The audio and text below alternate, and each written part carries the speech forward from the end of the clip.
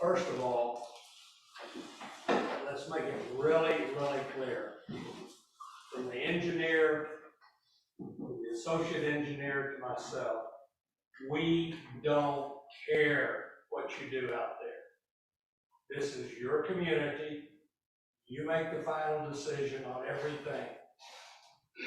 We have no stake in this. I can tell you, whatever was removed, it's not in Colorado, it's not in Utah, and I didn't see it in New Mexico.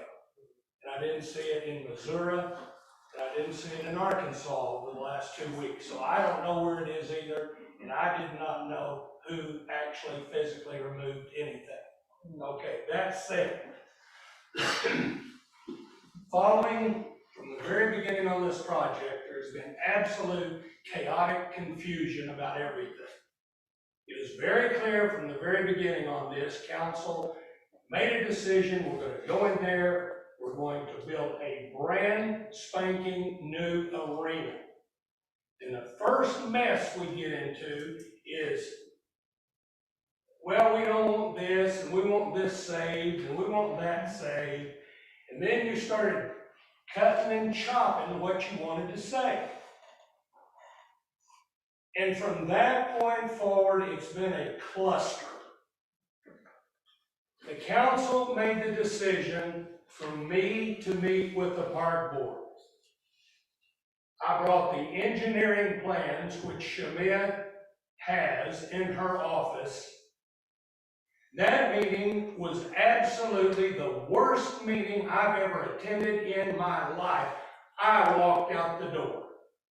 Nobody wanted to hear what was going to happen at the park.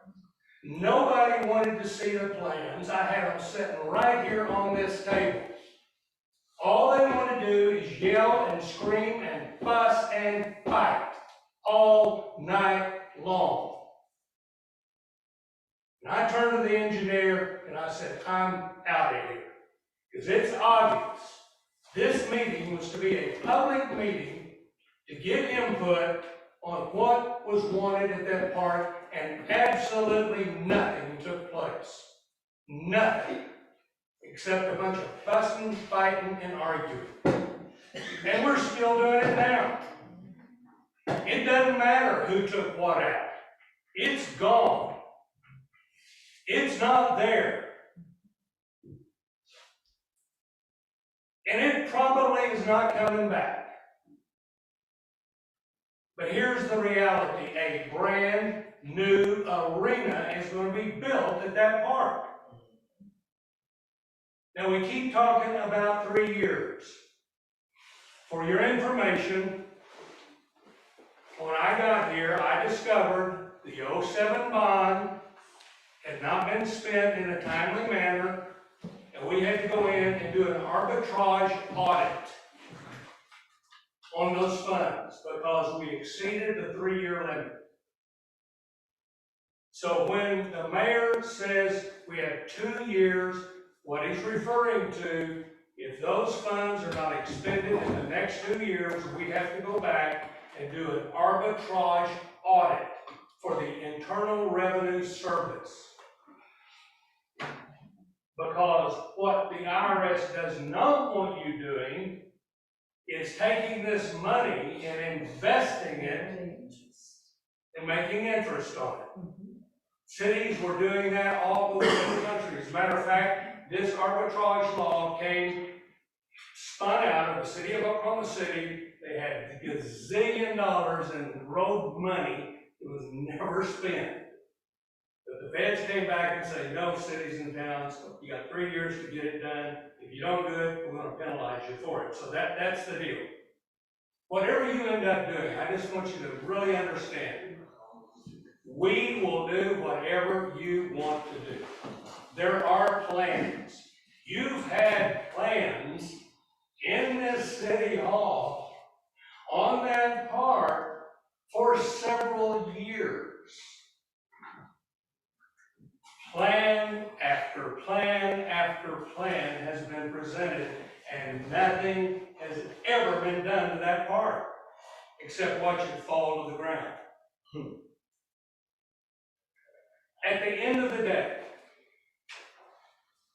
are going to have a brand new arena. You have no choice, because that's what the bondholders, and that's what you promised the bondholders that you were going to do. So you're going to have a new park.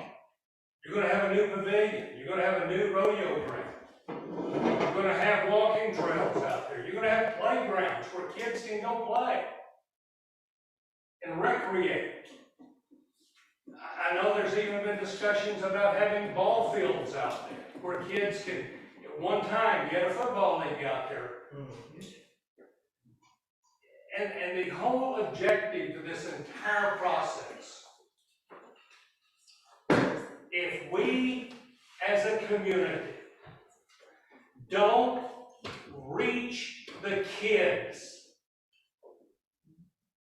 you are going to lose your city. And that park has the greatest potential of economic development for this city.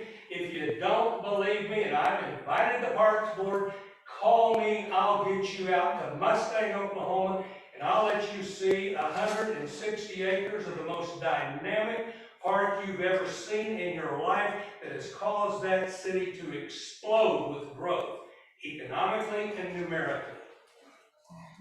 So I know it works. And you have a beautiful, beautiful area out there that can make a big difference to your citizens. But most important, families love to recreate. We had the University of Oklahoma call us and said, we want to join you. This is the equestrian division. Let us give you some ideas. They gave us some ideas. The only problem with most of their ideas, they were gazillion-dollar ideas. But you know, even in that, we talked about having, especially for this community, having riding trails in and out of the city to that park as a central location.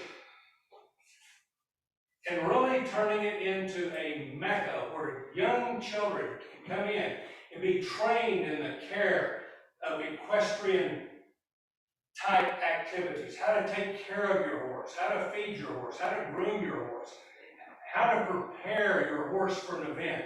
We even talked about having some exercise facilities out there. I've been in a community where we actually, to our rodeo grounds, we went in and built stables.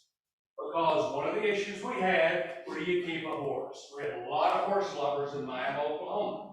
We built stables for them. And they could rent stables from the city. So there's great things can happen. And I guess the message, and engineer and I talked at length about this today. He said, whatever you do, please convey, we are at your disposal. And whatever this community decides they want, we'll get it done. And I will guarantee you, every dime will be accounted for, because I'm not going to jail over misappropriation of funds for that park. Say it out loud. I ain't going there. As a matter of fact, as it is right now, any penny that's spent out there comes through the engineer and myself on any project that we're doing. So, whatever we resolve on this, I just want you to know, you are absolutely on the cutting edge of having one of the greatest, most dynamic parks for this entire area. I want you to think about something, and I will shut up. I want you to know tonight what your fire chief announced to you. There's a component of that he didn't talk about. You were at absolute zero in the realm of code enforcement. For the first time in 10 years, a part of this total ISO package, they have come in and are doing flip-flops because of the work that was done right here to get our code enforcement active. That plays into this ISO rating.